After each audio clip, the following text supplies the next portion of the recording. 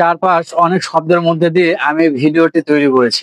কিন্তু আমার ভিডিওর ব্যাকগ্রাউন্ডে কি কোনো আউট শব্দ শোনা যাচ্ছে? আমার কথা ব্যতীত কোনো শোনা যাচ্ছে না। কিন্তু আমি অনেক শব্দের মধ্যে এই ভিডিওটি তৈরি করেছি। এই একটি কারণ, এই ভিডিওর যে ক্লিয়ার শব্দ মাত্র একটি ক্লিকে আপনি এই নয়েজটা রিমুভ করতে পারবেন এবং আপনার ভিডিওর অডিও সাউন্ড কোয়ালিটি অনেক ভালো আসবে।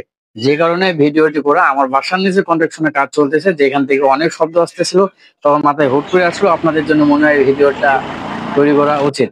সো বেশি বক বক না করে চলুন দেখে দিই আসল কাজটি। ফার্স্ট ওয়ে চলে এলাম আমরা ফোনের স্ক্রিনে। প্রথমে ক্যাপকাটে যাইতে হবে, যেহেতু আমরা ক্যাপকাট দিয়ে কাজ করব, এই জন্য ক্যাপকাটে চলে গেলাম।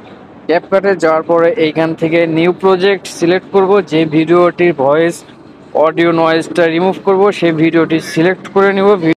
অডিও নয়েজ রিমুভ করব, আমি এই ভিডিওটি সিলেক্ট করে নিলাম।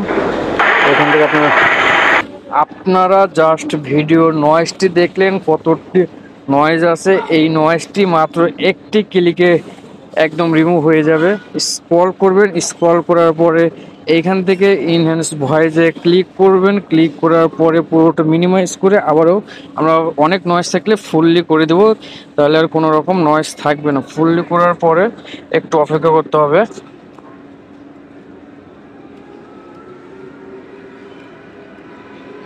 ব্যাস, কাজ কমপ্লিট হয়ে গেছে। এবার ফাইনালি দেখুন যে শুনতে কেমন দেখায়। ব্যাস, পুরো একদমই নয়েজ নেই, একদম সুন্দর অডিও হয়ে গেছে। এখান থেকে কাজ শেষ করে আবারও হালকা একটু স্ক্রল করব। স্ক্রল করে এখান থেকে অডিও নয়েজ যেটা আছে এখান থেকে রিমুভ করে দেবো, তাহলে অডিও সাউন্ডটি আরও সুন্দরভাবে ক্লিয়ার হয়ে যাবে। তারপরে আমরা আমাদের মন মতো করে ভিডিওটি ভলিউম কমিয়ে বাড়িয়ে আমরা ঠিক করে নেব। সো এই হলো ক্যাপকাটের নয়েজ রিমুভের একদম সহজ উপায়। ফেসবুক থেকে দেখলে ফলো এবং ইউটিউব থেকে দেখলে অবশ্যই সাবস্ক্রাইব করবেন।